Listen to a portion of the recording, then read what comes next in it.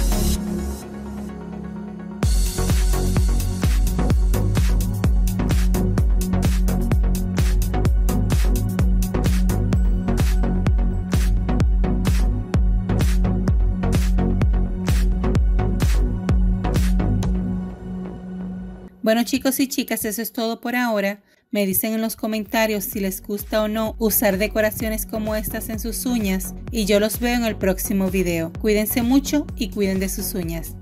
Bye.